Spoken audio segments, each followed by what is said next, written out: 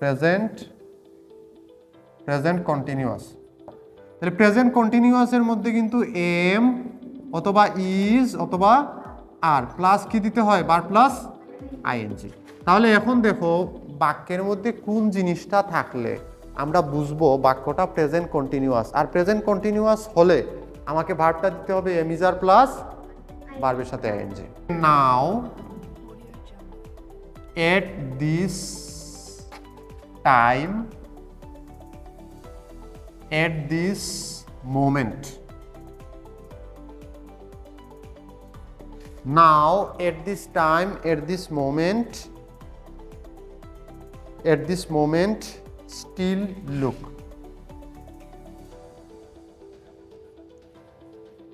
এই শব্দগুলা যদি থাকে, ঠিক আছে, এই শব্দগুলা যদি থাকে তাহলে বুঝবে সেই বাক্যটা হচ্ছে গিয়ে প্রেজেন্ট কন্টিনিউয়াস এবং আমাকে ভার্বটা দিতে হবে এম ইজ আর প্লাস ভার্বের সাথে আইএনজি।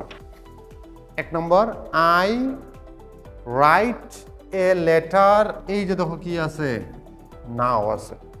যেহেতু বাক্যে দেখো আমি বারবার বলি রাইট ফর্ম অফ ভার্ব পড়ার জন্য পুরা বাক্যটা ভালো করে পড়তে হবে। প্রত্যেকটা বাক্যের মধ্যে একটা ভার্ব থাকে, ওই গ্যাপটা তোমাকে দেয়, পুরা বাক্যটা ভালো করে পড়বে যেখানের মধ্যে আমার টেন্স মার্কার কোনো কিছু আছে কিনা, বুঝছো বিষয়টা? তাহলে এখানের মধ্যে দেখো এই বাক্যে নাও আছে, যেহেতু নাও আছে তার মানে এই বাক্যটা হবে প্রেজেন্ট কন্টিনিউয়াস। প্রেজেন্ট আর প্রেজেন্ট কন্টিনিউয়াস মানে আমাকে দিতে হবে এম ইজ আর প্লাস ভার্বের সাথে। তাহলে এই যে দেখো এখানে রাইট আছে, তাহলে এটা কি হবে? হ্যাঁ, তাহলে আই এর পরে কি হবে? এম হবে, আই এম, আর রাইট থেকে হয়ে যাবে writing. I am writing a letter,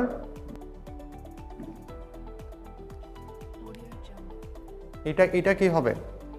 still মানে এখনো, হি লুক এট মি দেওয়া আছে।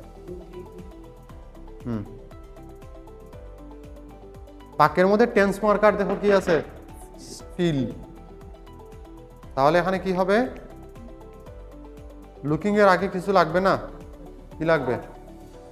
হির পরে is, he is looking, he is looking, he is looking at me.